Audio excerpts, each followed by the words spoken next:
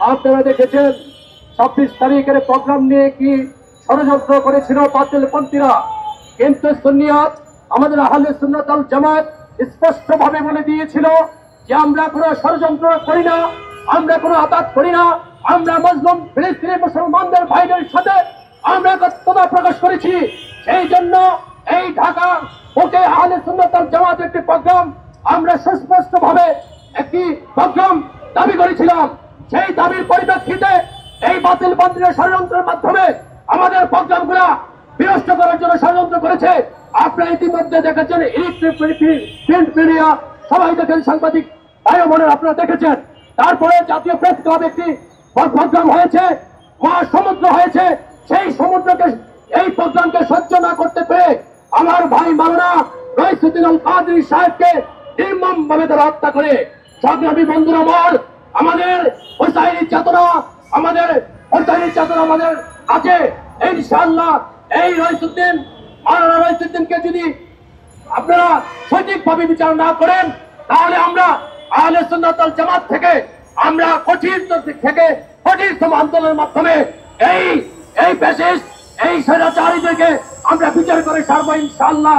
আপনারা সবাই ঐক্যবদ্ধ থাকবেন, সেই আশাবাদ ব্যক্ত করে আমার বক্তব্য শেষ করলাম। আল্লাহ হাফেজ। বন্ধুগণ, অত্যন্ত দুঃখ ভারাক্রান্ত মন নিয়ে আমরা এখানে দাঁড়িয়েছি। বাংলাদেশ ইসলামী ছাত্র সেনার কেন্দ্রীয় পরিষদের সাবেক সদস্য, বাংলাদেশ ইসলামী ছাত্র সেনা ঢাকা মহানগরের সাবেক সভাপতি, অত্যন্ত বিনয়ী ইসলামিক স্কলার, মসজিদের খতিব, আমাদের প্রিয় ভাই আহলে সুন্নাতের নেতা মাওলানা রইসুদ্দিন ভাইকে যেভাবে নির্মমভাবে হত্যা করা হয়েছে, এদেশের আপামর সুন্নি জনতা তাতে ব্যথিত হয়েছে। প্রিয় ভাইয়েরা, আমার ভাইয়ের হত্যার বিচার আগামী 24 ঘন্টার মধ্যে করতে হবে। আগামী 24 ঘন্টার মধ্যে যদি প্রশাসন আমার ভাইয়ের হত্যার বিচার না করে, আমরা বাংলাদেশ ইসলামিক ছাত্র সেনার পক্ষ থেকে আগামী 24 ঘন্টার মধ্যে বিচার চাই।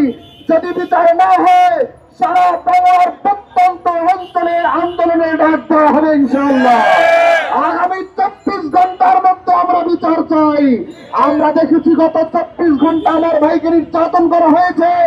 আমরা সেখানে আমাদের ভাইয়ের পক্ষ থেকে প্রশাসনের সহযোগিতা চেয়েছিলাম, কিন্তু বৈষম্যহীন এই বাংলাদেশে আমরা সেখানে বৈষম্যের শিকার হয়েছি।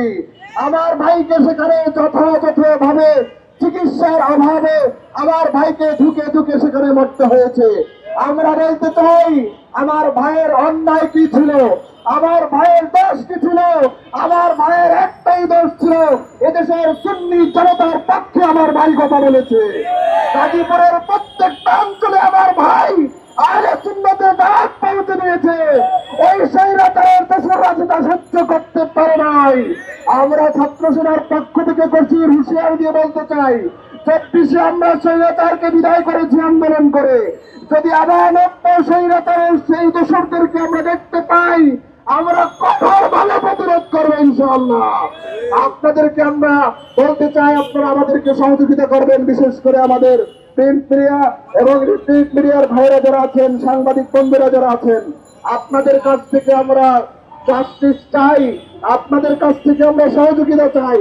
আপনারা সঠিক তথ্য দিয়ে এদেশের মানুষকে সহযোগিতা করবেন। আমরা ইতিমধ্যে দেখেছি আপনাদের কিছু নিউজ আমাদের বিপক্ষে দিয়েছেন আপনারা, সেটা আমরা পর্যালোচনা করছি, আমরা ব্যবস্থা নেওয়ার সেটা চেষ্টা করছি। আপনারা এদেশের শান্তিকামী সুন্নি মুসলমানদের পক্ষে থাকবেন আমরা আশা করি। আমাদেরকে জানিয়ে দিতে চাই, আর ঘরে বসে থাকার সময় নাই, এখনই সময় এসেছে। খানকা ছেড়ে দিন, রাজপথ দখল করুন। যেভাবে সুফিজমরা শাহজালালের তলোয়ার যেভাবে গর্জে উঠেছিল, আপনারা শাহজালালের অনুসারী হয়ে রাস্তায় নেমে আসুন। দেখবেন বাতিলেরা কিভাবে পালিয়ে যায়, রাস্তা খুঁজে পাবে না। আজকে আমি জানিয়ে দিতে চাই, বর্তমান অন্তর্বর্তীকালীন সরকারকে বলতে চাই, আপনি জনগণের সমর্থনে আজকে আপনি প্রধান উপদেষ্টা কথা বলুন, দেখে না। আমরা যদি দাঁড়িয়ে যাই, এদেশে কোন মায়ের সন্তান নাই, আমাদের কেউ কে দেবে কথা বলুন, দেখে না। সাংবাদিক ভাইদেরকে জানিয়ে দিতে চাই, আপনারা আপনাদের কাজ চালিয়ে যান, আমরা আমাদের কাজ চালিয়ে যাচ্ছি।